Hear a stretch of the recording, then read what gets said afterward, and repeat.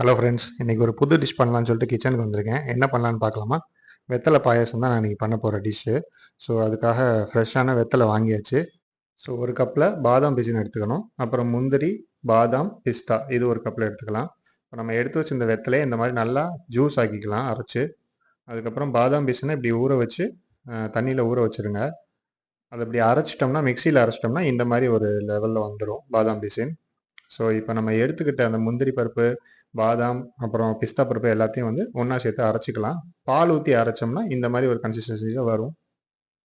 நம்ம என்னென்ன திங்ஸ் தேவைப்படுதோ இந்த வெத்தலை பாயாசத்துக்கு எல்லாம் எடுத்துக்கிட்டாச்சு. இப்போ ஃபஸ்ட்டு பேனில் நெய் வந்து உருக்கிக்கணும். அதை நல்லா சூடு பண்ணிவிட்டு, அதுக்கப்புறம் நம்ம அந்த எடுத்து வச்சிருந்த பாதாம், பிஸ்தாலாம் தனியாக எடுத்து வச்சுருந்தோம் இல்லையா, அதை வந்து ஃபஸ்ட்டு இதில் போட்டு கொஞ்சம் ஃப்ரை பண்ணிக்கலாம். இது பிளேட்டிங்ஸ்க்காக இது பண்ணுறது. நல்லா வறுத்து எடுத்துக்கங்க. ஸோ நானே தான் ஃபஸ்ட் டைம் பண்ணுறேன். எப்படி இருக்குன்னு பார்க்கலாம். ஸோ இந்த மாதிரி ப்ரௌன் கலராக வர்ற வரைக்கும் நல்லா வறுத்து எடுத்துக்கங்க இந்த முந்திரி பருப்பு எல்லாத்தையுமே பிளேட்டிங்ஸ்க்காக.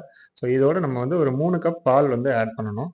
ஆக்சுவலாக இது வந்து ஏற்கனவே காய்ச்சின பால் தான். பட் இருந்தாலும் அந்த கன்சிஸ்டன்சி வர அளவுக்கு நம்ம நல்லா சூடு பண்ணிக்கணும். அதுக்கப்புறம் நம்மளுக்கு தேவையான அளவு சர்க்கரை போட்டுக்கலாம். நான் ஒரு 3 கப் 3 ஸ்பூன் சர்க்கரை போட்டிருக்கேன்.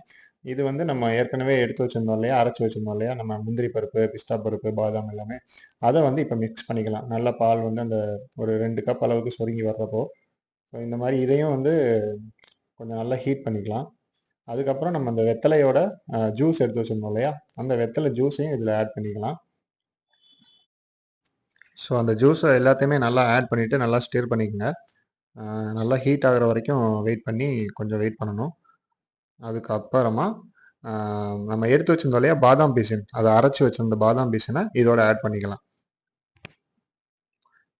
ஸோ பாதாம் பீசின் எல்லாத்தையுமே போட்டுற வேணாம். நம்மளுக்கா தெரியும் இல்லையா அந்த பாயாசம் வந்து எப்படி ஒரு லெவலில் வந்து திக்னஸோடு இருக்கும். ஸோ அந்த லெவல் வர்ற வரைக்கும் நம்ம அதை ஹீட் பண்ணிவிட்டு அந்த அளவு கூட போட்டுக்கலாம்.